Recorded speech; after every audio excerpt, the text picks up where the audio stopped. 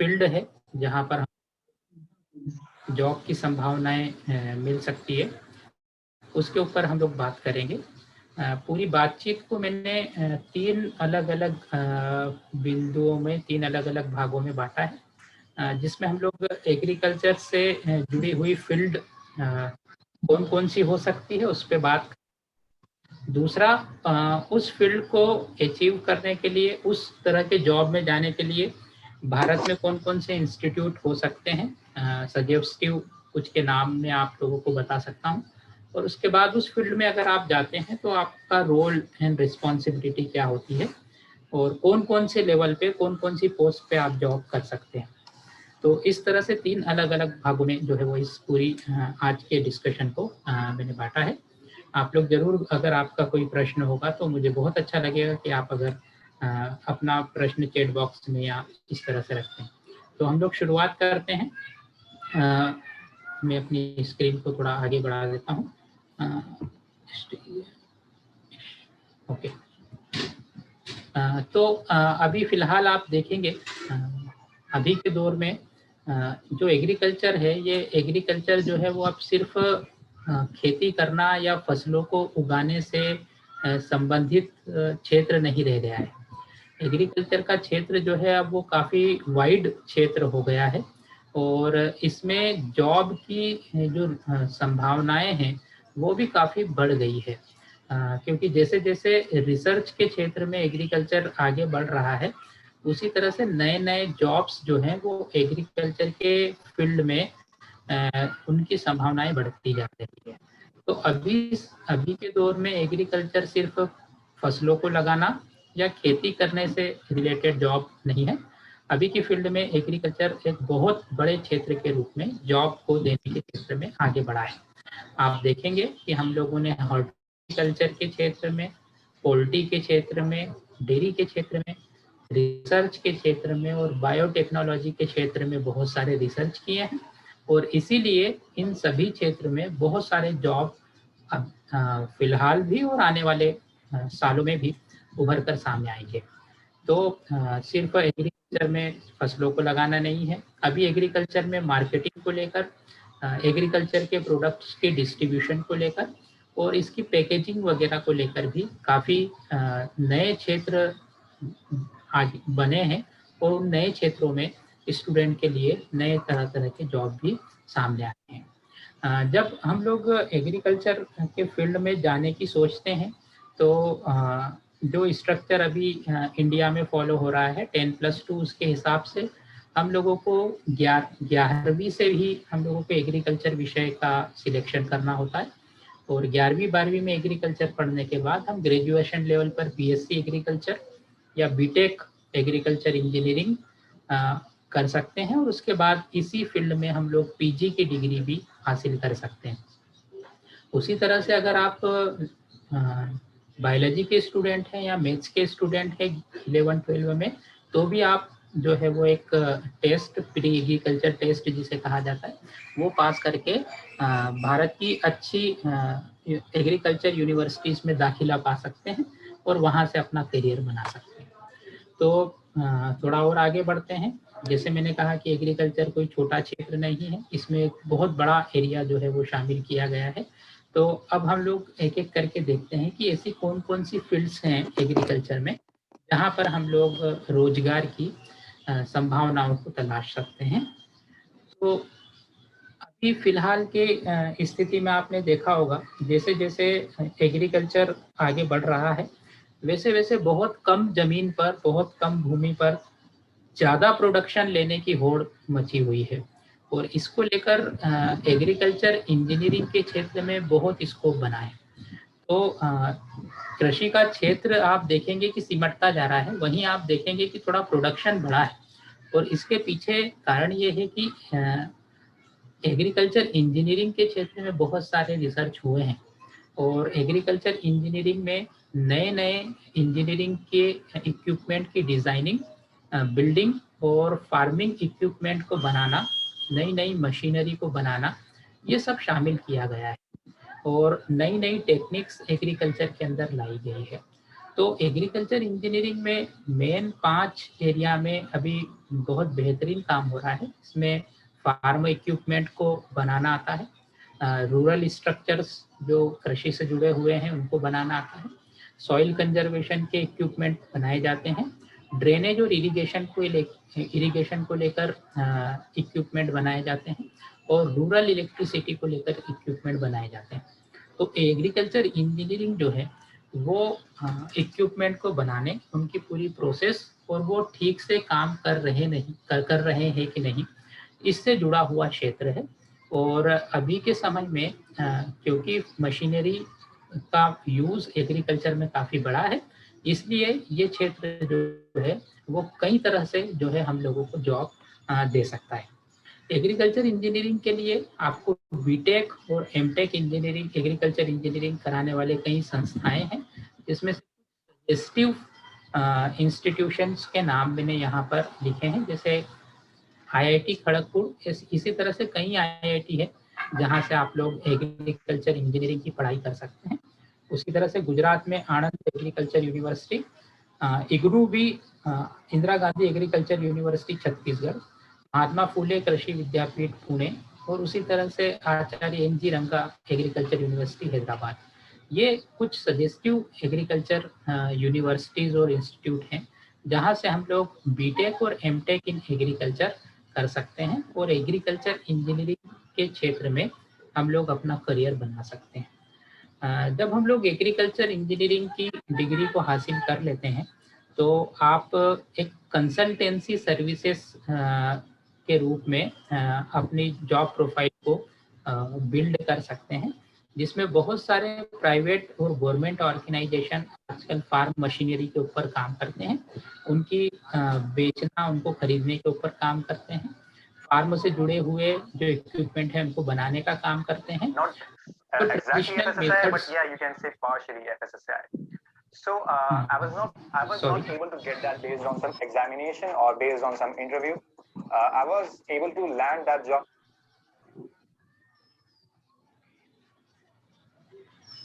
Sorry, तो continue करें। तो अभी कृषि की जो ट्रेडिशनल मेथड्स हैं और जो टेक्निक्स हैं उनके अल्टरनेटिव्स को तलाश सकते हैं, और हम लोग एग्रीकल्चर इंजीनियरिंग के क्षेत्र में अपना करियर बना सकते हैं। कई ऐसी मैन्युफैक्चरिंग कंपनीज हैं जो मशीनरी को बनाती है और उनको सेल करती है, उनकी डिज़ाइन के क्षेत्र में, उनसे जुड़े रिसर्च और डेवलपमेंट के क्षेत्र में, उनके मेंटेनेंस के क्षेत्र में काम करती है। तो अभी जैसे मैं आपको छोटा सा उदाहरण बताता हूँ कि अभी इरिगेशन के क्षेत्र में आप देखेंगे कि नई नई इरिगेशन की तकनीकें आ गई हैं, टेक्निक्स आ गई हैं, और वो इरिगेशन की टेक्निक्स में आप देखेंगे कि पूरे भारत में एक क्रांति जैसी आ गई, जिसमें कम पानी में ज़्यादा फसल लेने का काम शुरू हुआ है। और उसमें आप देखेंगे ड्रिप इरिगेशन और स्प्रिंकलर इरिगेशन जो है वो बहुत तेज़ी से जो है वो किसानों के बीच में गया है, खेतों के बीच में गया है। तो इन क्षेत्रों में कई कंपनीज ने अपने प्रोडक्ट बनाना शुरू किए हैं, और ये कंपनी इस तरह के एक्सपर्ट लोगों को जॉब देती है।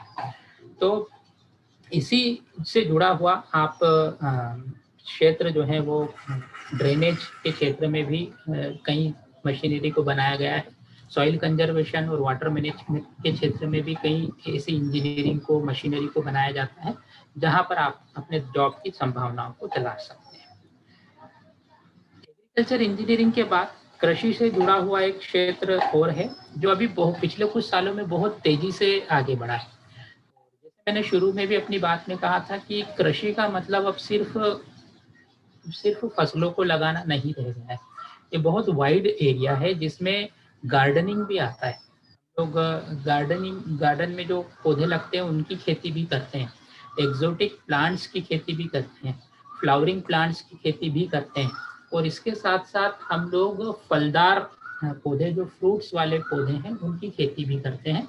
और ये जो फल वाले पौधों की खेती पिछले कुछ सालों में बहुत तेज गति से जो है इन्हें बढ़ी है, और लोगों ने एग्रो फॉरेस्ट्री को बढ़ावा दिया। एग्रो फॉरेस्ट्री मतलब अब एक ही खेत में लोग कृषि भी करते हैं और फ्रूट वाले पेड़ भी लगाते हैं, और एक ही जमीन पे दोनों तरह की फसलों को एक साथ लेने की जो है वो चलन पिछले कुछ सालों में बढ़ा है।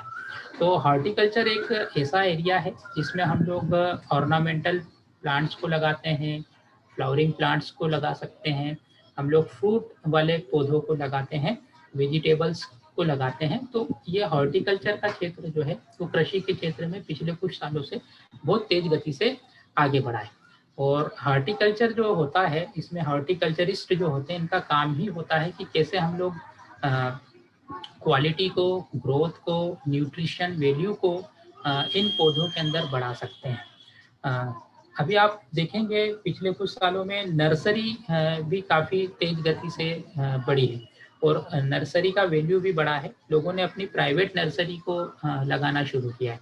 उसी तरह से ग्रीन हाउसेस काफ़ी बड़े हैं। उसी तरह से आप देखेंगे उद्यान, ऑर्चर्ड काफ़ी बड़े हैं। तो ये इनका बढ़ने का कारण ही है कि ये सारी चीज़ें हैं, ये थोड़े दिनों बाद हम लोगों को जो है वो आमदनी देती है, लेकिन एक लंबे समय तक आमदनी देने का एक सोर्स हॉर्टिकल्चर है। इसी तरह से ऑर्गेनिक फूड की भी डिमांड बढ़ी है और ऑर्गेनिक फूड की डिमांड बढ़ी है, तो उसी तरह से हॉर्टिकल्चर का भी स्कोप काफ़ी तेज गति से बढ़ रहा है। भारत में ऐसे कई इंस्टीट्यूट हैं जो हॉर्टिकल्चर की डिग्री को कराते हैं। उसमें से चंद नाम जो है मैंने यहाँ पर आपकी स्क्रीन पर लिखे हैं कि तमिलनाडु एग्रीकल्चर यूनिवर्सिटी कोयम्बटूर, उसी तरह से आचार्य एन जी रंगा agriculture university Hyderabad, Punjab agriculture university Ludhiana और जीबी पंत एग्रीकल्चर यूनिवर्सिटी जो देश की सबसे पुरानी एग्रीकल्चर यूनिवर्सिटी है पंतनगर में। तो ये कुछ ऐसी एग्रीकल्चर यूनिवर्सिटीज़ हैं जो एमएससी इन हॉर्टिकल्चर की डिग्री जो है वो कराती है और आप इसमें अपना भविष्य बना सकते हैं। तो एक जो हॉर्टिकल्चरिस्ट होता है, एमएससी हॉर्टिकल्चर करने के बाद वो अलग अलग क्षेत्र में फिर जा सकता है। जैसे फ्लोरिकल्चरिस्ट है जिसमें फ्लावर को लगाया जाता है। उसी तरह से वेजिटेबल्स को लगाना जिसको हम ओलेरिकल्चरिस्ट, उसी तरह से कमर्शियल पौधों को लगाना, उनको लैंडस्केपिंग करना। उसी तरह से अगर हम लोग अंगूर को लगा रहे हैं तो वो विटिकल्चरिस्ट कहलाता है। तो ऐसे अलग अलग तरीके के क्षेत्र हॉर्टिकल्चर में फिर अलग अलग खुलते हैं, जिसमें आप लोग आगे जाकर अपना एक बेहतर भविष्य जो है वो बना सकते हैं। कई प्राइवेट कंपनीज इस फील्ड में अभी कूदी है और जो है वो नए इस तरह के एक्सपर्ट को, इस तरह के पढ़े हुए लोगों को नौकरी मुहैया कराती है। तो ये हॉर्टिकल्चर भी एग्रीकल्चर से जुड़ा हुआ एक पिछले कुछ सालों में इसमें काफ़ी जो है वो जॉब की संभावनाएं बढ़ी है। एक और ऐसा क्षेत्र है जो आपने देखा होगा कि पेंडेमिक में भी इसकी डिमांड बढ़ी है, डेयरी टेक्नोलॉजी। और राज्य सरकारें और केंद्र सरकार इस दिशा में काफ़ी सोच रही है और काफ़ी अनुदान इस दिशा में लोगों को जो डेयरी स्थापित करते हैं। मध्य प्रदेश की हम लोग बात करें तो यहाँ पर काफ़ी राज्य सरकार जो है वो प्रमोट करती है किसानों को कि वो डेयरी के अंदर अपने कामकाज शुरू करें, अपनी आजीविका शुरू कर पाएँ। तो डेयरी टेक्नोलॉजी आप जानते हैं कि इसमें मेन जो काम है वो दूध उत्पादन से जुड़ा हुआ है और दूध उत्पादन के साथ साथ जो डेयरी के प्रोडक्ट होते हैं, दूध से जुड़े हुए जो प्रोडक्ट हैं जैसे दही है, छाछ है, पनीर है, चक्का है, मावा है, इनकी भी बिक्री जो है वो पिछले कुछ सालों में बढ़ा है, इनका कंजम्पशन बढ़ा है। और जिस चीज़ का कंजम्पशन डिमांड बढ़ता है उसमें रोजगार के अवसर भी काफ़ी बढ़ते हैं। तो ये एक डेयरी टेक्नोलॉजी एक ऐसा क्षेत्र है जहाँ पर बहुत सारी जॉब की संभावनाएं स्टूडेंट्स के लिए होती है। आजकल आपने देखा होगा बहुत सारी कंपनी, बड़ी कंपनीज जो है वो दूध को जो है वो पैकेज्ड दूध का भी बिजनेस करती है, जिसमें उसके पैकेजिंग, उसके स्टोरेज, उसके डिस्ट्रीब्यूशन से जुड़ी हुई जो है वो जॉब की संभावनाएं पिछले कुछ सालों में बहुत तेज गति से बढ़ी है। डेयरी टेक्नोलॉजी से जुड़ी हुई कुछ कोर्सेस छत्तीसगढ़ कामधेनु यूनिवर्सिटी रायपुर में, Sanjay Gandhi institute of dairy science and technology Patna में, श्री वेंकटेश्वरा वेटनरी यूनिवर्सिटी तिरुपति में, उसी तरह से Karnataka veterinary and animal and fishery science university Bidar में है। ये कुछ सजेस्टिव यूनिवर्सिटीज़ के नाम हैं, इंस्टीट्यूट के नाम हैं। इसके अलावा भी आप जो है वो दूसरी यूनिवर्सिटी में भी इससे जुड़े हुए कोर्सेज कर सकते हैं। तो इससे जुड़े हुए जो कोर्सेज होते हैं वो main BTech in dairy technology होता है। कई कंपनीज जैसे मैंने बताया कि अमूल का नाम आपने सुना होगा, उसी तरह से सांची का नाम सुना होगा, पारस का नाम सुना होगा। तो ये जो है वो पैकेजिंग दूध और डेयरी से जुड़े हुए प्रोडक्ट बनाती है। डेयरी सुपरवाइज़र की इन लोगों को ज़रूरत पड़ती है, डेयरी के प्रोडक्शन के लिए इंचार्ज की ज़रूरत पड़ती है, पूरे ऑपरेशन को चलाने के लिए सुपरवाइज़र्स की ज़रूरत पड़ती है। तो ये एक बिजनेस, खुद का बिजनेस स्थापित करने के साथ साथ हमें बड़ी कंपनीज में जॉब की संभावनाएं, जॉब की पॉसिबिलिटीज़ भी हमको देता है।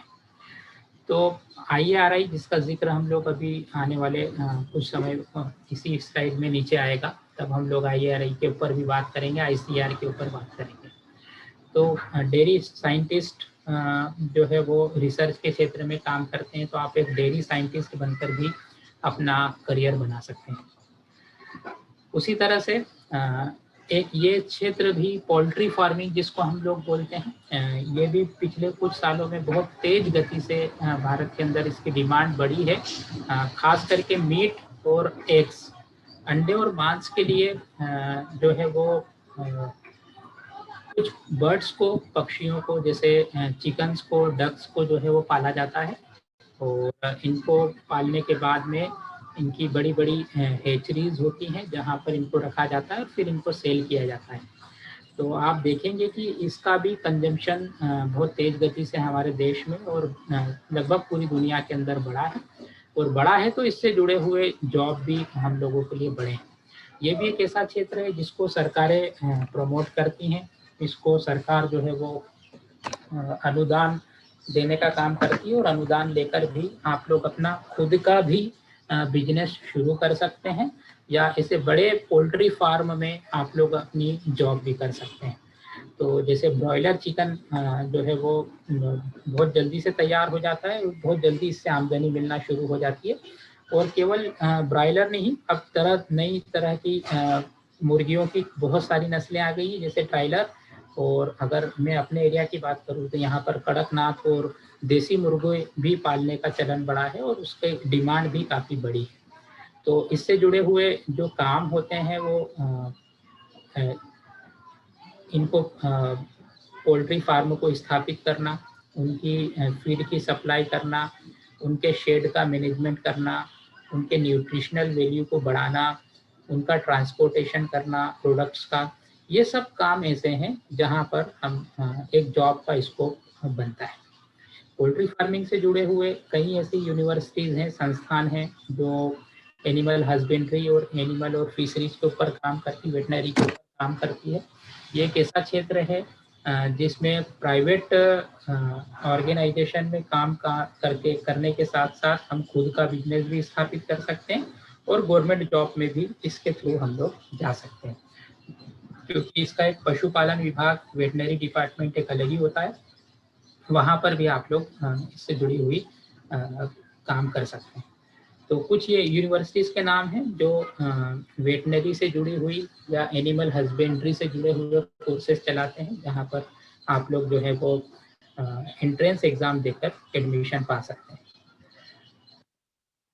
एडमिशन के बाद जब आप इससे जुड़ी हुई डिग्री कर लेते हैं तो आप हैचरीज में, फार्मास्यूटिकल कंपनीज में, फीड मिलर्स में, वेटनरी हॉस्पिटल्स में, फीड एनालिसिस लेबोरेटरीज में, और एक पोल्ट्री फार्म में जहां पर मैनेजर की ज़रूरत पड़ती है, ब्रीडर की ज़रूरत पड़ती है, हैचरी असिस्टेंट की ज़रूरत पड़ती है, प्रोडक्शन टेक्नोलॉजिस्ट की ज़रूरत पड़ती है, और पोल्ट्री हाउस डिज़ाइनर की ज़रूरत पड़ती है, वहाँ पर अपना करियर इस फील्ड के अंदर आप बना सकते हैं।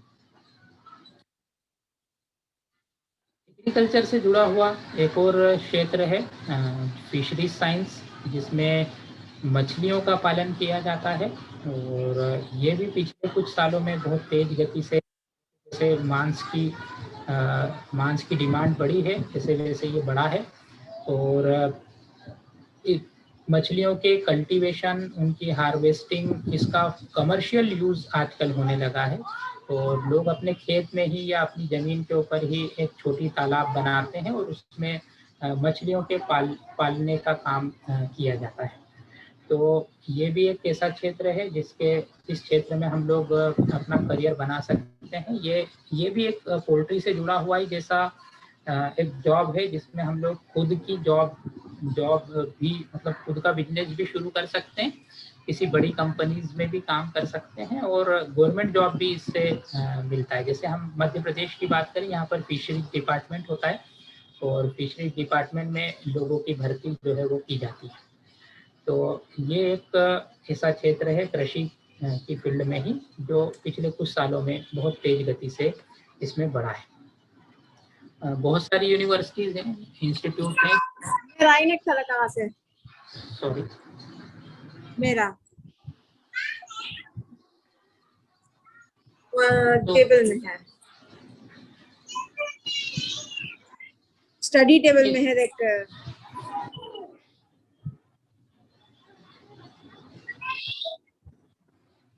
कोई म्यूट पे नहीं है क्या? तो फिशरी साइंस से जुड़े हुए कुछ इंस्टीट्यूट के यहाँ पर नाम हैं जो Karnataka veterinary animal and fishery science university Bidar में है। उसी तरह से Kerala university of fisheries and ocean science Cochin में है। नागपुर में Maharashtra animal and fisheries university है।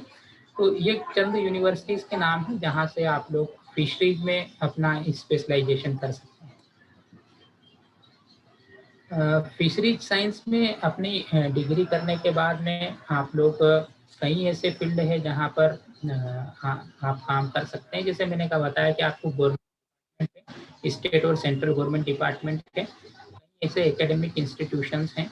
फिश फार्म्स होते हैं बड़े बड़े, कई गवर्नमेंट एजेंसी है और ऑर्गेनाइजेशन है जो कई पोजीशंस पे रिक्रूटमेंट करती है। जैसे एक्वाकल्चर फार्मर हैं, शेल फिश कल्चरिस्ट हैं, हेचरी टेक्नीशियन हैं, बायोलॉजिकल साइंस टेक्नीशियन हैं, फिश रिसर्च असिस्टेंट हैं।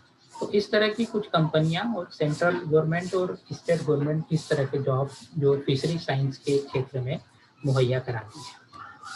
थोड़ा आगे बढ़ते हैं। एग्रोनॉमी, जो हम लोग शुरू में बात कर रहे थे पहली स्लाइड में कि अभी एग्रीकल्चर का मतलब ज़्यादातर लोग जो है वो खेती करना या फसलों को उगाने से समझते हैं, लेकिन ये थोड़ा वाइड एरिया है। तो एग्रीकल्चर का एक पार्ट है कि जिसमें हम लोग कृषि फसलें उगाते हैं, खेती करते हैं और उसी फील्ड को एग्रीकल्चर की एग्रोनॉमी कहा जाता है। एग्रोनॉमी एक ऐसी फील्ड है जिसमें मुख्य रूप से दो चीज़ें आती हैं। एक फसलों को उगाना एक वैज्ञानिक तरीके से, और दूसरा है जिस सॉइल के अंदर, जिस मिट्टी के अंदर फसलों को उगाया जाता है उस सॉइल का कंजर्वेशन भी करना। तो इसमें दो चीज़ें मुख्य रूप से शामिल की जाती है। तो एग्रोनॉमी एक बड़ा फील्ड है जहाँ पर तरह विभिन्न प्रकार की फसलों को लगाना भी आता है और वहाँ की सॉइल का मैनेजमेंट करना भी आता है। तो प्रोडक्शन कैसा बढ़ पाए, प्रोडक्शन कैसे बढ़ेगा हमारी कृषि का, कौन सी ऐसी बीमारियां हैं जो खेती में होती हैं, उन बीमारियों को दूर करने के लिए कौन सी दवाई हो सकती है, ये सब जो है वो एग्रोनॉमी के अंतर्गत ये फील्ड आती है। इससे जुड़े हुए कई रिसर्च भी होते हैं, जैसे सॉइल फर्टिलिटी को कैसे बढ़ाया जा सकता है, अच्छे बीजों की बेड्स को कैसे तैयार किया जा सकता है, बीजों को बोने का सही समय क्या होगा, बीजों की कितनी दर से बीजों को बोया जाएगा, सॉइल का कंजर्वेशन कैसे किया जाएगा, उसमें मॉइस्चर का कंजर्वेशन कैसे किया जाएगा, खरपतवारों को यानी वीड्स का कंट्रोल कैसे किया जाएगा, इंसेक्ट्स का, कीटों का प्रबंधन कैसे किया जाएगा, उसके लिए कौन कौन सी दवाई हो सकती है। तो आजकल आप देखेंगे कि कई ऐसी बड़ी कंपनीज हैं जो कई तरह की खाद को भी बनाती है और कई ऐसी बड़ी कंपनीज हैं जो इंसेक्टिसाइड और पेस्टिसाइड्स को बनाती है। तो एग्रोनॉमी के क्षेत्र में अगर हम पढ़ाई करें तो ये सारी कंपनीज में हमारी जॉब की संभावनाएं खुलती हैं। एग्रोनॉमी से जुड़ा हुआ जो बीएससी एग्रीकल्चर और इसका स्पेशलाइजेशन होता है एमएससी एग्रीकल्चर और स्पेशलाइजेशन होता है एग्रोनॉमी। तो ये एमएससी एग्रोनॉमी देश में कई ऐसी यूनिवर्सिटीज है जो कराती हैं। यहाँ पर मैंने चंद नाम लिखे हैं, लेकिन लगभग एग्रोनॉमी एक ऐसी फील्ड है जो देश की हर एग्रीकल्चर यूनिवर्सिटी में होगा। MSc इसका स्कोप जो है वो थोड़ा ज़्यादा है, इसलिए लगभग सभी यूनिवर्सिटी MSc एग्रोनॉमी कराती है। उसमें से कुछ नाम मैंने यहाँ पर लिखे हुए हैं। जब हम लोग MSc एग्रोनॉमी कर लेते हैं तो हम लोग एक प्लांट साइंटिस्ट या सॉइल साइंटिस्ट की भूमिका अदा कर सकते हैं। कई ऐसे रिसर्च डिपार्टमेंट हैं, एग्रीकल्चर मिनिस्ट्री के भी रिसर्च डिपार्टमेंट है। उसी तरह से IARI, जिसको इंडियन एग्रीकल्चर रिसर्च इंस्टीट्यूट बोलते हैं, उससे जुड़े हुए इंस्टीट्यूट्स हैं, वहाँ पर हम लोग जॉब के लिए अप्लाई कर सकते हैं। उसी तरह से कई प्रोडक्शन कंपनियां हैं जहाँ पर हम कंसल्टेंसी प्रोवाइड कर सकते हैं। हम लोग मार्केटिंग के क्षेत्र में अपनी भविष्य इसके अंदर बना सकते हैं। सेल्स मैनेजर के रूप में अपना भविष्य बना सकते हैं। बीज की कंपनियां काफ़ी भारत के अंदर जो है वो अभी बनी है, और बीज कंपनियों को भी इस एग्रोनॉमी से जुड़ी हुई जो है वो फील्ड में इस एक्सपर्ट की ज़रूरत पड़ती है। वैसे बीज कंपनियों के लिए एक सीड टेक्नोलॉजी भी स्पेशलाइजेशन होता है, लेकिन एग्रोनॉमी एक ऐसा फील्ड है जिसमें लगभग एग्रीकल्चर से जुड़े हुए सभी आयामों को पढ़ाया जाता है। इसलिए एग्रोनॉमी जो है, एग्रोनॉमी करा हुआ व्यक्ति लगभग हर फील्ड का एक्सपर्ट होता है, और इसको हर फील्ड के में जॉब की संभावनाएं होती है। तो क्रॉप कंसल्टेंट्स हम लोग बन सकते हैं एग्रो बेस्ड कंपनीज के अंदर। फर्टिलाइजर और केमिकल के सेल्स पर्सन भी बन सकते हैं। और जो सरकारी क्षेत्र में जॉब जो है वो इससे वो एक अपने आप में एक अलग ही फील्ड है। एग्रीकल्चर इकोनॉमिक्स, ये भी एक MSc एग्रीकल्चर इकोनॉमिक्स एक कोर्स होता है। BSc के बाद में स्पेशलाइजेशन होता है। आप देखेंगे कि एग्रीकल्चर के प्रोडक्ट जो अभी हैं, तो एग्रीकल्चर के प्रोडक्ट के लिए एग्रीकल्चर इंडस्ट्रीज भी बहुत तेज गति से बढ़ रही है। और एग्रीकल्चर इंडस्ट्रीज में मार्केट का ट्रेंड्स का पता करना, उस मॉनिटरिंग करना कि किस तरह का ट्रेंड दिखाई दे रहा है, इंपोर्ट और एक्सपोर्ट का एनालिसिस करना, कृषि के क्षेत्र में किस तरह के पैटर्न दिखाई दे रहे हैं, कंज्यूमर के पास किस तरह की डिमांड है, और किस तरह के प्रोडक्शन को हम लोगों को बढ़ाना चाहिए, इन सब की को एनालाइज करना, डिमांड की एनालाइज करना और सप्लाई को सुनिश्चित करना, ये एक एग्रीकल्चर इकोनॉमिस्ट का जो है वो काम होता है। और इस फील्ड में ये सारी चीज़ें आती हैं। तो पॉलिसी बनाना, लाइव स्टॉक साइंस में क्रेडिट एनालिसिस करना, इंटरनेशनल ट्रेंड क्या है, नेशनल ट्रेंड क्या होता है, एग्रीकल्चर बिजनेस किस तरह से आगे बढ़ रहा है, इन सब को देखने के लिए एग्रीकल्चरल इकोनॉमिस्ट की जरूरत पड़ती है। ऐसे कई संस्थान हैं जो इससे जुड़े हुए इस विषय के कोर्सेज चलाते हैं, जैसे चंद्रशेखर आजाद यूनिवर्सिटी कानपुर में, उसी तरह से उदयपुर में महाराणा प्रताप यूनिवर्सिटी, और IARI जो नई दिल्ली में जिसका है वो भी एग्रीकल्चर इकोनॉमिक्स में कोर्सेज को कराता है। एग्रीकल्चर इकोनॉमिक्स में विशेषज्ञता करने के बाद में कई तरह की ऐसी रेंज है जहां पर हम लोग काम कर सकते हैं। जैसे एक रेंज अभी पिछले कुछ सालों में बढ़ी है जो एग्रीकल्चर इंश्योरेंस से जुड़ा हुआ है। कृषि का जो है वो इंश्योरेंस की दिशा में बहुत सारी इंश्योरेंस कंपनी आई है। सरकार ने भी इसको जो है वो प्रमोट किया है कि आपकी कृषि का बीमा किया जाएगा। कृषि बीमा के क्षेत्र में सरकार भी काफ़ी संवेदनशील है। तो बैंक्स में इस तरह के लोन ऑफिसर्स की ज़रूरत पड़ती है जो एग्रीकल्चर इकोनॉमिक्स के विशेषज्ञ होते हैं, और इससे कई प्राइवेट और सरकारी बैंक्स हैं जो इससे जुड़े हुए, इकोनॉमिक्स से जुड़े हुए लोगों को रिक्रूट करते हैं। तो क्योंकि उनको ट्रेंड पता होता है मार्केट का, उनको पूरी एनालिसिस करना आता है मार्केट की, तो इस तरह से बैंक्स में भी इस तरह एग्रीकल्चर इकोनॉमिक्स की जॉब के संभावनाएं हैं। आप PhD कर सकते हैं, PhD करके रिसर्च के क्षेत्र में अपना करियर बना सकते हैं। तो गवर्नमेंट के साथ साथ कई प्राइवेट कंपनीज में एग्रीकल्चर इकोनॉमिक्स से जुड़े हुए लोगों की आवश्यकता पड़ती है।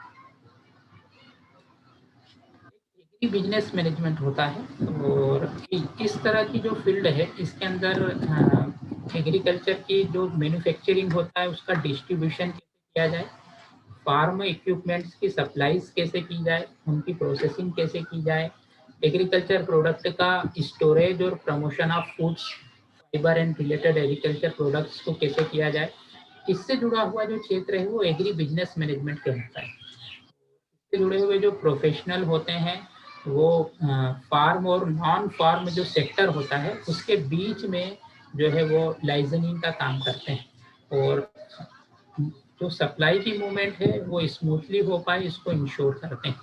तो मार्केट में जैसे ये जुड़ा हुआ है एग्रीकल्चर इकोनॉमिक्स से ही, क्योंकि ये भी बिजनेस से जुड़ा हुआ है, तो मार्केट में किस तरह की डिमांड है उसी तरह से फार्म में उस तरह की चीज़ें बन पा रही है कि नहीं, इसको जो है वो इंश्योर करने का काम एग्री बिजनेस मैनेजमेंट से जुड़े हुए लोग करते हैं। और इसको एग्री बिजनेस मैनेजमेंट में कोई डिग्री या कोई कोर्स करने के लिए कई यूनिवर्सिटीज़ हैं, जिसमें से agriculture college and research institute Tamil Nadu में कोयम्बटूर में है, उसी तरह से डॉक्टर पंजाबराव देशमुख कृषि विद्यापीठ महाराष्ट्र में है, राष्ट्रीय Chhatrapati college of agri business management Maharashtra में है, पुणे में भी इससे जुड़ा हुआ एक इंस्टीट्यूट है जो एग्रीकल्चरल बिजनेस मैनेजमेंट कराता है। बीबीए और एमबीए भी एग्री बिजनेस मैनेजमेंट में किया जा सकता है। और फिर इससे जुड़े हुए विशेषज्ञ जो होते हैं वो इस तरह का काम करते हैं कि एग्री बिजनेस फर्म्स को स्थापित कर सकते हैं, एग्रीकल्चर मार्केटिंग एजेंसीज के अंदर अपनी जॉब को तलाश सकते हैं, फूड प्रोसेसिंग कंपनीज होती है, रिटेल इंडस्ट्रीज होती है, वहाँ पर जॉब के लिए अप्लाई कर सकते हैं। एग्री बिजनेस मार्केटिंग कोऑर्डिनेटर वो बन सकते हैं जो मार्केटिंग और सेल्स के जो है वो के रिस्पॉन्सिबल होते हैं एग्री प्रोडक्ट्स के। और क्वालिटी कंट्रोलर का काम आप लोग कर सकते हैं, जिसमें किसी भी प्रोडक्ट की क्वालिटी उसके और उस प्रोडक्ट के स्टैंडर्ड को इंश्योर किया जाता है। Business planning manager, business development executive and agriculture analyst. तो इस एग्री बिजनेस मैनेजमेंट भी एक ऐसा क्षेत्र है जिसमें जॉब की संभावनाएं पिछले 10 से 15 सालों में काफ़ी बढ़ी है, क्योंकि ऐसी एग्री इंडस्ट्रीज स्थापित हुई हैं जहां पर इस तरह से जुड़े हुए लोगों की जरूरत पड़ती है। रिसर्च के क्षेत्र से जुड़ा हुआ एग्रीकल्चर में एक क्षेत्र है जिसको एग्रीकल्चर बायोटेक्नोलॉजी कहा जाता है। ये साइंटिफिक टेक्निक्स को बढ़ावा देता है, जैसे जेनेटिक इंजीनियरिंग का नाम आपने सुना होगा, molecular diagnostics, vaccine, tissue culture. इस तरह से एग्रीकल्चर में काफ़ी पिछले कुछ सालों में रिसर्च हुए हैं, और जेनेटिक इंजीनियरिंग ने टिश्यू कल्चर को बहुत तेज गति से बढ़ाया। और ये टिश्यू कल्चर सिर्फ प्लांट्स में नहीं, एनिमल्स में और माइक्रो ऑर्गेनिज्म में को मॉडिफाई करके कुछ अच्छी वैरायटी के नए प्लांट्स तैयार किए जाते हैं। अभी आप देखेंगे कि देश के अंदर पपीता या केला या मिर्ची, इसके कई टिश्यू कल्चर प्लांट्स बने हैं, और टिश्यू कल्चर प्लांट्स जो है बना के वो अच्छी क्वालिटी के जो पौधे होते हैं उनकी और वेराइटीज को तैयार किया जाता है और उसकी सेलिंग की जाती है।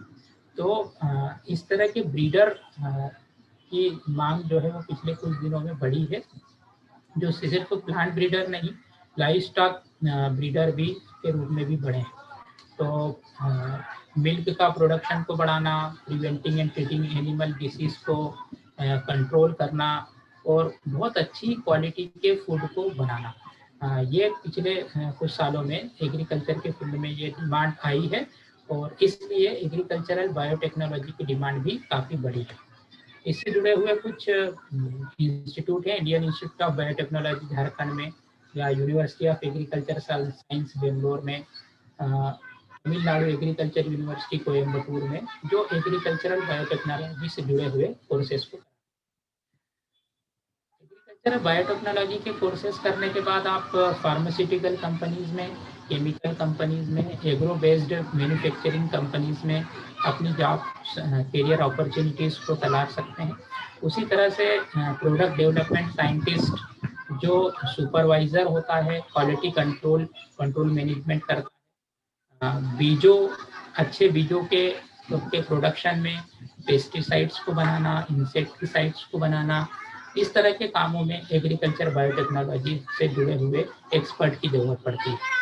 उसी तरह से आप देश में ICAR ने कहीं अपने रिसर्च डेवलपमेंट डिपार्टमेंट बना के रखे हैं, रिसर्च इंस्टीट्यूट बना के रखे हैं, जहाँ पर आप एज ए साइंटिस्ट भी काम कर सकते हैं। तो ये कुछ एग्रीकल्चर से जुड़ी हुई कुछ फील्ड थे, जिसमें जो ऐसे फील्ड थे जिसमें पिछले कुछ सालों में जॉब की संभावनाएं बढ़ी हैं। इसके अलावा भी एग्रीकल्चर से जुड़े हुए कुछ फील्ड होते हैं जिनको मैंने यहाँ पर थोड़ा स्किप किया है, और जो आने वाले टाइम पर जिन क्षेत्रों में ज़्यादा जॉब मिलने की पॉसिबिलिटी है उनको यहाँ पर लिखने की कोशिश की है। कई स्टूडेंट ऐसे होते हैं जो एग्रीकल्चर में पढ़ाई करने के साथ साथ, जॉब करने के साथ साथ, बहुत सारे स्टूडेंट ऐसे होते हैं जो रिसर्च और ट्रेनिंग में भी अपना भविष्य बनाना चाहते हैं। तो थोड़ी बात हम लोग उस तरह से कर सकते हैं कि एग्रीकल्चर के क्षेत्र में हम कैसे रिसर्च और ट्रेनिंग को बढ़ावा। तो Indian council of research agricultural research, जिसको हम लोग ICAR बोलते हैं, भारत के अंदर जितने भी एग्रीकल्चर के काम होते हैं, जो रिसर्च होता है, जो टेक्नोलॉजी का डेवलपमेंट होता है, जो सस्टेनेबल एग्रीकल्चर को बढ़ाने के तरीके होते हैं, तो एग्रीकल्चर से जुड़े हुए जितने भी काम हैं उन सभी कामों के बीच में समन्वय स्थापित करने के लिए 1860 के आसपास ICAR की स्थापना हुई देश के अंदर। और पहले इसका नाम जो है वो इंपीरियल एग्रीकल्चर रिसर्च इंस्टीट्यूट ऐसा था, जिसको आज़ादी के बाद फिर ICAR, जिसको Indian council of agriculture research कहते हैं, रखा गया। तो Indian council of agriculture research एक ऐसी संस्था है जो एग्रीकल्चर के क्षेत्र में एजुकेशन को बढ़ावा देती है, ह्यूमन रिसोर्स डेवलपमेंट को बढ़ावा देती है, उसी तरह से एक्सटेंशन को बढ़ावा देती है, यानी ऐसी रिसर्च जो लैब में हो रही हैं वो कैसे ग्राउंड तक पहुंचेंगे उसको बढ़ावा देती है, एजुकेशन को एक्सटेंशन को बढ़ावा देती है। उसी तरह से इनका जो एम होता है वो होता है कि एग्रीकल्चर एजुकेशन और क्वालिटी ह्यूमन रिसोर्स के बीच में कोऑर्डिनेशन करना, रिसर्च को और टेक्नोलॉजी डेवलपमेंट को बढ़ाना, और कैसे हम लोग सस्टेनेबल एग्रीकल्चर को आगे बढ़ा सकते हैं, इन सब के बीच में कोऑर्डिनेट करने वाली भारत की सबसे बड़ी संस्था ICAR है। ICAR ऐसे कई रिसर्च इंस्टीट्यूट बनाती है अलग अलग जगह पर, जो एग्रीकल्चर के क्षेत्र में रिसर्च करते हैं, और रिसर्च करने के बाद में वो देश के सामने उन चीज़ों को रखते हैं कि आप इस दिशा में अगर काम करेंगे तो ज़्यादा प्रोडक्शन हासिल कर सकते हैं। तो KVKs का नाम आप लोगों ने सुना होगा, कृषि विज्ञान केंद्र, और कृषि विज्ञान केंद्र में भी कई एग्रीकल्चर स्पेशलिस्ट साइंटिस्ट की ज़रूरत होती है, जहाँ पर हम लोग जो है अपनी जॉब को की संभावनाओं को तलाश सकते हैं। ICAR ने देश के अंदर लगभग 64 इंस्टीट्यूट बनाए हैं, और ये इंस्टीट्यूट जो होते हैं ये एग्रीकल्चर से जुड़ी हुई अलग अलग चीज़ों के ऊपर रिसर्च करते हैं, और रिसर्च करके जो है ये हमारे देश के सामने नई तकनीकों को लाने की कोशिश करते हैं। इसी तरह से पूरे देश में 15 रिसर्च सेंटर्स भी बनाए गए हैं, और ये रिसर्च सेंटर जो है वो अलग अलग फसलों के ऊपर रिसर्च करने का काम करते हैं। यहाँ पर साइंटिस्ट होते हैं, एक दो के नाम मैं आपको बता सकता हूँ, जैसे इंदौर में NRCS है, national research centre for soybean. उसी तरह से आप देखेंगे कि झांसी उत्तर प्रदेश में NRAGF है, मतलब कि national research centre for agro forestry. उसी तरह से आप देखेंगे कि भोपाल में IISS है, Indian Institute of social science. इसी तरह से आप देखेंगे कि पोटैटो का रिसर्च सेंटर जो है वो शिमला में है, कुफरी में। तो ऐसे अलग अलग जगह पर अलग अलग फसलों के लिए रिसर्च सेंटर बनाए गए हैं, और ये रिसर्च सेंटर कृषि से जुड़े हुई नई नई तकनीकों को ऊपर रिसर्च करते हैं, और रिसर्च करने के बाद में उसको फील्ड पे कैसे लाया जाएगा, इसके सेमिनार और किसानों के साथ बातचीत करते हैं। तो लैब टू लैंड प्रोग्राम एक सेंट्रल गवर्नमेंट का है कि लैब से किस तरह से ये लैंड तक, यानी धरातल तक ये चीज़ें पहुंच पाएगी, इसको लेके ICAR जो है काम करता है। तो ICAR के इंस्टीट्यूट और रिसर्च सेंटर के नाम मैंने यहाँ पर एक लिंक दी है इस स्लाइड में, आप इस लिंक पे जाकर उस रिसर्च सेंटर के नाम और इंस्टीट्यूट के नाम देख सकते हैं। ऐसे स्टूडेंट जो रिसर्च के क्षेत्र में अपना काम करना चाहते हैं, इन इंस्टीट्यूट में काम करना चाहते हैं और साइंटिस्ट बनना चाहते हैं एग्रीकल्चर की फील्ड में, तो उनके लिए मेरा सुझाव ये है कि आपको एक नेशनल एलिजिबिलिटी टेस्ट पास करना होता है। हमारे देश में नेशनल एलिजिबिलिटी टेस्ट जो है वो अलग अलग संस्थाएं कराती, जैसे यूजीसी एक अलग अपने नेट परीक्षा का आयोजन करता है, उसी तरह से आईसीएआर भी एक नेट का आयोजन करता है, और उसकी जो संस्था है आईसीएआर की, agricultural scientist recruitment board, ASRB उसको बोलते हैं। और एएसआरबी जो है वो ऐसा बोर्ड है जो इस्टेब्लिश किया गया था 1973 में, और ये रिक्रूटमेंट एजेंसी है जो एक गजेंद्र गाडकर कमेटी बनी थी, उसके सुझाव पर रिकमेंडेशन पे इस एएसआरबी की स्थापना हुई थी। और ये आईसीआर से जुड़ा हुआ है, और समय समय पर ये जो है वो नेट के लिए एग्ज़ाम आयोजित करता है, और इस मास्टर डिग्री इसके लिए पात्रता होती है। जिस भी विषय में आपकी मास्टर डिग्री है उस विषय में आप नेट की परीक्षा दे सकते हैं। जैसे मान लीजिए किसी ने एग्रोनॉमी में एमएससी एग्रोनॉमी में मास्टर डिग्री की है, तो वो एएसआरबी में एग्रोनॉमी से नेट की एग्ज़ाम दे सकता है। ये नेट पास करने के बाद आप एग्रीकल्चर रिसर्च साइंटिस्ट बन सकते हैं, जिसको एआरएस बोलते हैं। और ये एआरएस जिन इंस्टीट्यूट के नाम मैंने आपको बताए, 64 इंस्टीट्यूट और 15 रिसर्च सेंटर, यहाँ पर इनकी जॉब लगती है, और ये साइंटिस्ट के रूप में अपना करियर आगे बढ़ा सकते हैं। तो अगर आपको ऐसे, यहाँ पर मैंने लिंक दी है एएसआरबी के पर, आप लिंक से इस लिंक से भी जा सकते हैं, और आप गूगल पे भी इसको सर्च कर सकते हैं, जो अलग अलग विषयों में एग्रीकल्चर से जुड़ी हुई नेट की परीक्षा को आयोजित करता है। ये साल भर में एक बार होती है, और इसमें बहुत कम पोस्ट होती है, लेकिन एक ये ए ग्रेड का जॉब है, फर्स्ट ग्रेड का जॉब है, जिसको पास करने के बाद एक अच्छे साइंटिस्ट के रूप में आप अपना करियर बना सकते हैं। एग्रीकल्चर में भी हम लोग बात कर रहे थे, पिछली जो भी हमारी बात हुई उसमें मैंने कोशिश की कि ऐसे एग्रीकल्चर के एरियाज जहाँ पे हम लोग खुद का बिजनेस स्थापित कर सकते हैं, या किसी इंडस्ट्री में काम कर सकते हैं, या किसी गवर्नमेंट जॉब में जा सकते हैं। अभी हमारे देश के अंदर कई ऐसे नॉन गवर्नमेंट ऑर्गेनाइजेशन काम कर रहे हैं जो एग्रीकल्चर को प्रमोट करने का काम करते हैं, और ये नॉन गवर्नमेंट ऑर्गेनाइजेशन भी एक बेहतरीन सैलरी के ऊपर एग्रीकल्चर से जुड़े हुए लोगों को जॉब देती है।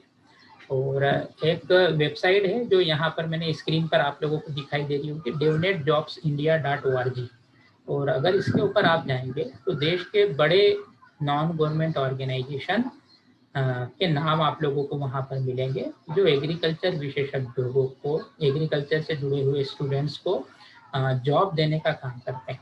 तो कई ऐसे एनजीओ हैं जो सरकार के प्रोजेक्ट्स को चलाते हैं, और सरकार ऐसे एग्रीकल्चर को प्रमोशन देने के लिए, प्रमोट करने के लिए, या सॉइल कंजर्वेशन के लिए, या वाटर मैनेजमेंट के लिए, या वाटरशेड डेवलपमेंट के लिए, या हॉर्टिकल्चर को बढ़ावा देने के लिए नॉन गवर्नमेंट ऑर्गेनाइजेशन को कुछ प्रोजेक्ट्स देती है, कुछ फंड देती है, और ये नॉन गवर्नमेंट ऑर्गेनाइजेशन फिर विशेषज्ञ लोगों को एक अच्छी जॉब देते हैं।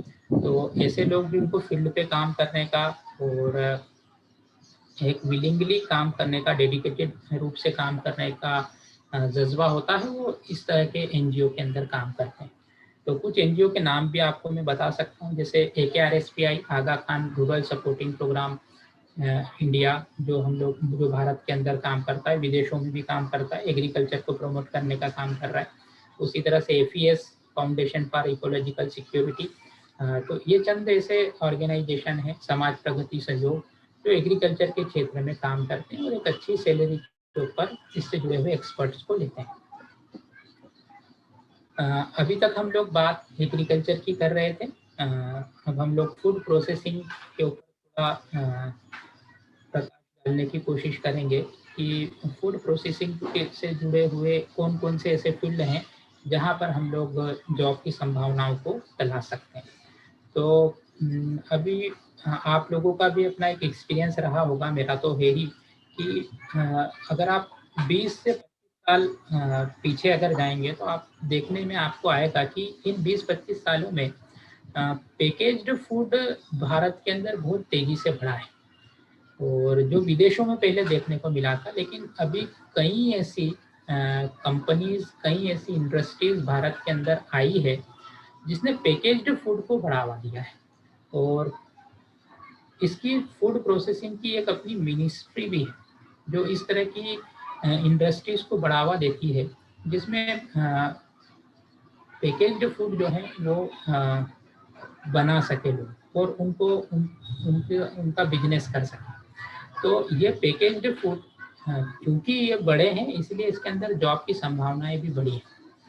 500 फूड पार्क अभी जो है वो भारत के अंदर जो है वो इनका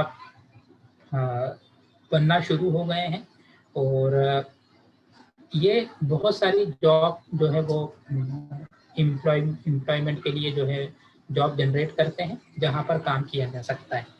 तो आप देखेंगे कि मिडिल और अपर क्लास के जो कंज्यूमर हैं वो पैकेज्ड फूड की तरफ अब आगे बढ़ने लगे हैं। ऐसे कई मॉल में आप अगर आप जाएंगे, बड़ी किराना दुकान के ऊपर जाएंगे, तो आपको बहुत सारे पैकेज्ड फूड जो है वो देखने को मिलेंगे। तो पैकेज्ड फूड जो है उसके साथ में ही, मतलब उसमें उससे जुड़ी हुई कुछ जॉब्स होती है, जिसके कुछ नाम मैंने यहाँ पर लिखे हैं। जैसे रिसर्च साइंटिस्ट हैं। रिसर्च साइंटिस्ट का काम ये होता है कि वो पैकेज्ड फूड के उपज को, यील्ड को, उनके फ्लेवर को, उनकी न्यूट्रिटिव वैल्यू को बढ़ाए और उनको ज़्यादा से ज़्यादा न्यूट्रिशियस बनाए, जो कंज्यूमर तक लंबे समय तक पहुंचते रहे। तो ये रिसर्च साइंटिस्ट के रूप में आप काम कर सकते हैं फूड प्रोसेसिंग में। उसी तरह से फूड टेक्नोलॉजिस्ट एक होता है जिसका काम ये होता है कि जो पैकेज्ड फूड हैं उनका प्रिजर्वेशन कैसे किया जाएगा, कंजर्वेशन कैसे किया जाएगा, प्रोसेसिंग ऑफ फूड आइटम्स और उनका पैकेजिंग कैसे की जाएगी, और ये चेक करना कि उस प्रोसेसिंग के दौरान, उस पूरी प्रोसीजर के दौरान ये इंश्योर करना कि उनका कंटामिनेशन और है वो नहीं हुआ हो। ये काम जो है फूड टेक्नोलॉजिस्ट का होता है। उसी के साथ साथ न्यूट्रिशियस वैल्यूज लेवल्स के ऊपर भी ये काम करते हैं। तो ये एक फूड टेक्नोलॉजिस्ट जो है वो पिछले कुछ सालों में इसकी डिमांड बढ़ी है। इंजीनियरिंग भी इससे जुड़ा हुआ है। फूड प्रोसेसिंग इंडस्ट्री में वेरियस इंजीनियरिंग की, जैसे प्लानिंग करना, डिजाइनिंग करना, मेंटेनेंस का इंप्रूविंग करना और पूरी प्रोसेसिंग यूनिट को स्थापित करने के लिए इंजीनियर्स की जरूरत होती है। उसी तरह से ऑर्गेनिक केमिस्ट, आपने सुना ही होगा कि अभी ऑर्गेनिक चीज़ों की मांग जो है, ऑर्गेनिक प्रोडक्ट की मांग हमारे देश के अंदर बढ़ी है। तो क्वालिफाइड जो प्रोफेशनल होते हैं ऑर्गेनिक केमिस्ट्री के, वो काम कर सकते हैं फूड इंडस्ट्री के अंदर, और उसकी जो मेथड होती है, उस मटेरियल को कैसे प्रिजर्वेटिव बनाया जाएगा, प्रोसेसिंग कैसे की जाएगी, उसकी मेथड के ऊपर ऑर्गेनिक केमिस्ट काम करते हैं। उसी तरह से बायोकेमिस्ट्री की भी जरूरत फूड टेक्नोलॉजी के अंदर, फूड साइंस के अंदर पड़ती है कि क्वालिटी ऑफ पैकेज्ड फूड किस तरह से है, उसका टेक्सचर कैसा है, फ्लेवर कैसा है, स्टोरेज कैसे किया जाएगा। बायोकेमिस्ट ये इंश्योर करते हैं। एनालिटिकल केमिस्ट्री की भी ज़रूरत इसके अंदर पड़ती है। वो चेक करते हैं, एनालिसिस करते हैं कि जो फूड प्रोडक्ट बन रहा है उसकी एनालिसिस करते हैं, उसकी टेस्टिंग करते हैं कि वो उन मानकों के पैरामीटर के अंदर आ रहा है कि नहीं, क्वालिटी किस तरह की है उसकी। उसी तरह से होम इकोनॉमिस्ट की भी इसके अंदर ज़रूरत पड़ती है, जो ये इंश्योर करते हैं कि कंटेनर जो है वो फूड प्रोडक्ट का वो ठीक से कंटेन हुआ है कि नहीं, और लोगों को घर तक जो है वो इस चीज़ को कैसे पहुंचाया जा सकता है, इसके ऊपर काम करते हैं। बड़े बड़े जो मॉल होते हैं उन जगह पर फूड इंडस्ट्री होती है, वहाँ पर मैनेजर और अकाउंटेंट्स की ज़रूरत भी इस फूड साइंस के अंदर पड़ती है। तो ये डिफरेंट रोल होते हैं जो फूड प्रोसेसिंग के अंदर कुछ रोल में लोगों की ज़रूरत पड़ती है, उनको कुछ नाम यहाँ पर है। फूड साइंस और फूड प्रोसेसिंग से जुड़े हुए कोर्सेज कुछ इंस्टीट्यूट कराते हैं, जैसे नेशनल शुगर इंस्टीट्यूट है कानपुर के अंदर, चेन्नई और कलकत्ता में, और ये इंटर्नशिप प्रोग्राम कराते हैं शुगर टेक्नोलॉजी और शुगर इंजीनियरिंग को लेके, डिप्लोमा प्रोग्राम भी कराते हैं इंडस्ट्रियल फर्मेंटेशन और एल्कोहल टेक्नोलॉजी को लेके। तो कैंडिडेट यहाँ से जो है वो कुछ सर्टिफिकेट और डिप्लोमा प्रोग्राम कर सकते हैं। नेशनल डेयरी इंस्टीट्यूट का नाम सुना होगा आपने, करनाल में और बेंगलोर में है, और ये BSc in quality control in dairy processing and BTech in dairy technology courses चलाती है, जहाँ से हम लोग इस तरह के कोर्सेज को बीटेक और बीएससी कर सकते हैं। वडोदरा में यूनिवर्सिटी है, Gujarat central food technology research institute Mysore में भी है, और कृषि विश्वविद्यालय Himachal Pradesh fruit technology institute Lucknow, और इग्नू भी इस तरह के कोर्सेज जो है वो कराता है। और इसी तरह से Indian Institute of food processing technology, जिस तरह से हमारा ICAR था, Indian council of agriculture research, उसी तरह से फूड प्रोसेसिंग टेक्नोलॉजी से जुड़ा हुआ Indian Institute of food processing technology जो तमिलनाडु में है, और जो बीटेक और एमटेक और PhD फूड टेक्नोलॉजी के अंदर कराता है। तो ये फूड टेक्नोलॉजी से जुड़ा हुआ सबसे बड़ा इंस्टीट्यूट है, जहाँ से हम लोग बीटेक, एमटेक और PhD फूड टेक्नोलॉजी के अंदर कर सकते हैं। और आप देखेंगे कि हमारे आसपास ऐसी कई कंपनीज हैं जो पैकेजिंग फूड के ऊपर।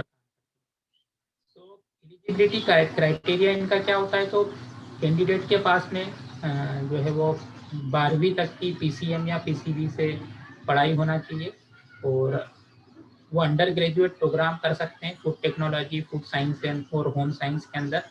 और MSc के लिए फूड साइंस और फूड टेक्नोलॉजी में MSc अगर करना है तो BSc food science and food technology होना चाहिए। कई ऐसी यूनिवर्सिटी है जो डिग्री कोर्सेस और भी कराती है फूड टेक्नोलॉजी, फूड साइंस में, और पोस्ट ग्रेजुएट कोर्सेज भी ये कराती है।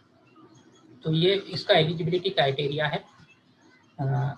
कुछ कंपनीज के नाम मैंने यहाँ पर लिखे हैं जो पैकेजिंग फूड के ऊपर, प्रोसेसिंग फूड के ऊपर काम करती है, और ये कंपनीज जो है वो अपने ऐसे प्रोडक्ट बनाती है जो लंबे समय तक जो है वो पैकेजिंग फूड के रूप में दुकानों के ऊपर बिकते हैं। उनकी लंबी एक्सपायरी डेट होती है, और आजकल इनका चलन जो है वो बहुत बड़ा है। जैसे अमूल का नाम आपने सुना होगा, जो डेयरी प्रोडक्ट को लेकर काम करता है, घी, दूध, पनीर और दूध के प्रोडक्ट बनाता है। गोदरेज इंडस्ट्रीज है, डाबर का नाम आपने सुना होगा, उसी तरह से पेप्सिको इंडिया होल्डिंग्स है, नेस्ले काफ़ी पुरानी कंपनी है जो पैकेजिंग फूड्स के ऊपर काम करती है, ब्रिटानिया जो आप बिस्किट्स बनाती है, ITC है जो ये भी बिस्किट्स बनाती है और दूसरे प्रोडक्ट भी बनाती है, पार्ले का नाम आप लोगों ने सुना होगा, एग्रोटेक फूड्स, कैडबरी जो चॉकलेट्स बनाती है, तो हिंदुस्तान लीवर लिमिटेड, ये भी अलग अलग तरह के प्रोडक्ट बनाता है।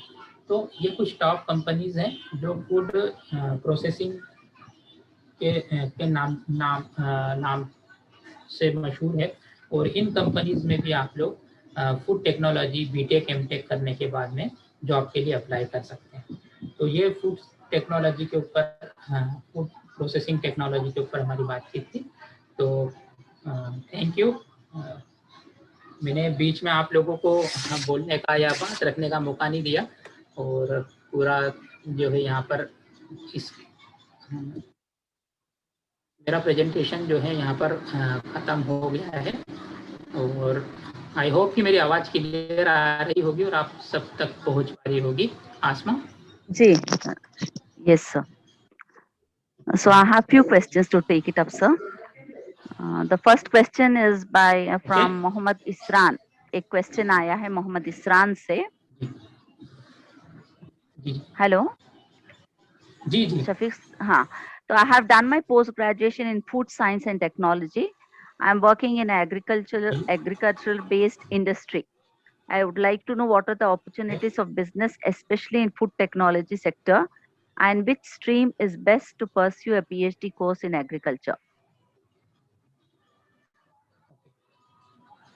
तो इसरान, आप अगर अपना खुद का बिजनेस स्टार्ट करना चाहते हैं तो आपके पास एक अपनी डिग्री है, आपका अपना एक अनुभव है, क्योंकि आप वहाँ पर एक इंडस्ट्री में काम भी कर रहे हैं, तो अभी फिलहाल आप देखेंगे कि अगर फूड प्रोसेसिंग की बात करें तो कई ऐसे छोटे बिजनेस हैं जो आप शुरुआत उससे कर सकते हैं, और सरकार इसको लेके एक अनुदान भी देती है। खासतौर से मैं मध्य प्रदेश के संदर्भ में बात कर रहा हूँ कि यहाँ पर जो छोटे बिजनेस शुरू करने वाले लोग हैं उनको सरकार जो है वो अनुदान देती है, और उसमें हमने देखा है कि हमारे कई स्टूडेंट्स ने जो है वो जो अचार बनाने वाली कंपनी की शुरुआत की या शहद बनाने वाली कंपनी की शुरुआत की, और ये छोटे चीज़ों से हम लोग शुरुआत करके फिर आगे इसको जो है बढ़ा सकते हैं। ये बहुत कम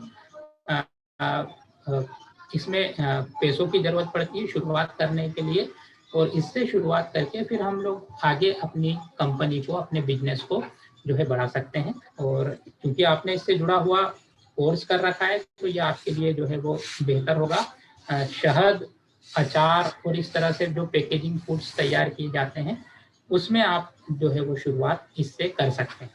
इसके साथ ही जो डेयरी प्रोडक्ट्स हैं इसका बिजनेस भी आप शुरू कर सकते हैं, और डेयरी प्रोडक्ट्स का क्योंकि डिमांड भी अभी काफ़ी बड़ी है, और लोग जो है वो आजकल डेयरी से जुड़ा हुआ सामान किसी डेयरी की शॉप से खरीदने के बजाय मॉल से खरीदना ज़्यादा पसंद करने लगे। तो आप इस तरह के डेयरी प्रोडक्ट्स को भी पैकेजिंग फूड के रूप में जो है उससे शुरुआत की जा सकती है। तो मेरे ये 2 सुझाव आपके लिए। Thank you. The next question, sir, what is the difference between food science and nutrition science? Is food science something related to agriculture and nutrition related to home science? हाँ, मतलब difference between food science and nutrition science. हाँ, तो food science में हम लोगों का जो basic मोटो जो होता है वो होता है कि हम लोग किस तरह से यील्ड को बढ़ाएं, प्रोडक्शन को बढ़ाएं, और प्रोडक्शन को बढ़ाने के बाद फिर हम लोग कैसे उसको पैकेजिंग फूड्स की तरफ लेके जाएं। ये फूड साइंस का मोटो है। लेकिन न्यूट्रिशन साइंस जो है वो काम करता है कि वो जो फूड है उसकी न्यूट्रिशियस वैल्यू जो है वो क्या है।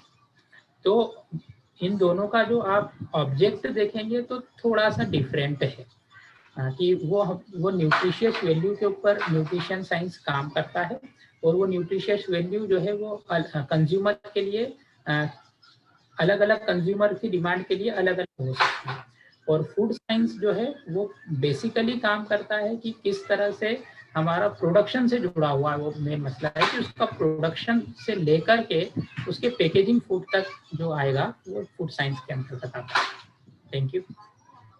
Okay, so the next question, if we want to pursue career in food technology after 12th, which is preferable, BSc या BTech?